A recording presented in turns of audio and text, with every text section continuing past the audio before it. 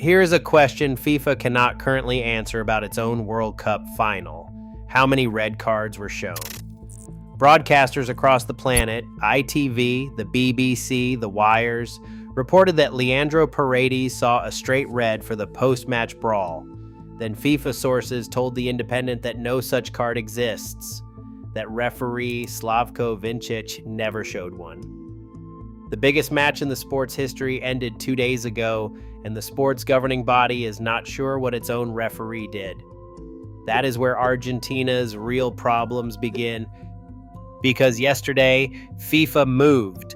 After assessing the match reports, the disciplinary committee formally appointed a Disciplinary and Ethics Prosecutor under Article 36 of its disciplinary code to investigate the post-match incidents. Read that job title again.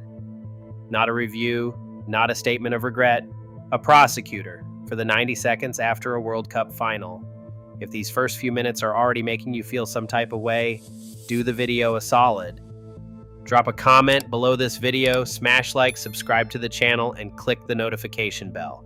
Now, let's get back into it. Front one is the Brawl file itself, and you know the footage by now. Substitute Nahuel Molina striking Rodri as Spain ran on to celebrate, the spark that many believe turned a final into a fight. Paredes kicking at Eric García, thrusting a hand into his throat, then throwing Gavi to the floor by his substitute bib, while Scaloni dragged Garcia out of the pile. Paredes sits at the center of the case, and Molina is under the microscope for lighting it. But the escalation almost nobody clocked live is this. Per Sky's reporting, assistant coach Roberto Ayala appeared to swing at Spain's Dani Olmo during the chaos. A member of the coaching staff. That widens the investigation from the players to the bench.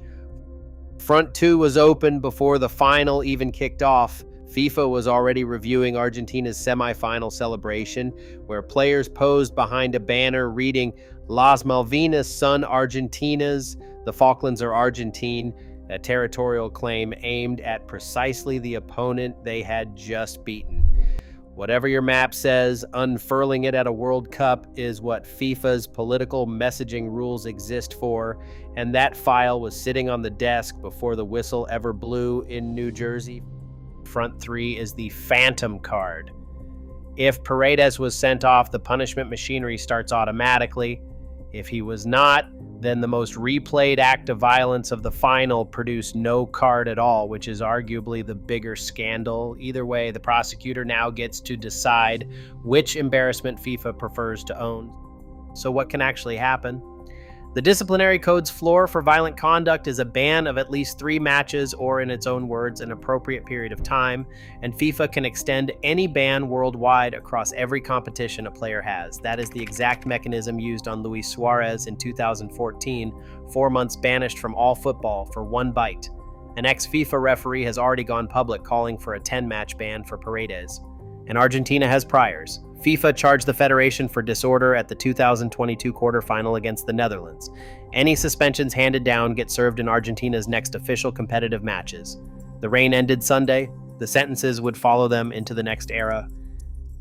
And underneath the legal machinery, the most human clip of the night finally has audio. Otamendi's confrontation with his old Manchester City teammate Rodri has been decoded by Marca, and the veteran told the tournament's best player that you guys spent the whole week crying, him and Laporte crying to the referees. He was talking about something real. Before the final, Laporte had publicly questioned the tournament's officiating in Marca and said Argentina's aggressive approach kept going unpunished. So hold the full collision in your head. Spain spent the week arguing the referees were too soft on Argentina. Argentina ended the night convinced those complaints had bent the whistle against them. 2 teams furious at the officiating in a final where one of them took 20 shots and the other took 3. Spain flew home with the trophy, a 38-game unbeaten record, and a parade. Argentina flew home with a case file, a prosecutor, 3 open fronts, a coach on tape, a banner under review, and a red card that may or may not exist. The confetti is swept. The paperwork is just beginning. And whatever the prosecutor decides, one number is already sealed in history and beyond appeal. 0 shots on target, has no VAR angle. If you want more content like this, make sure to like this video, subscribe to the channel, click the notification bell, and share this video so you never miss out. Let us know in the comments below.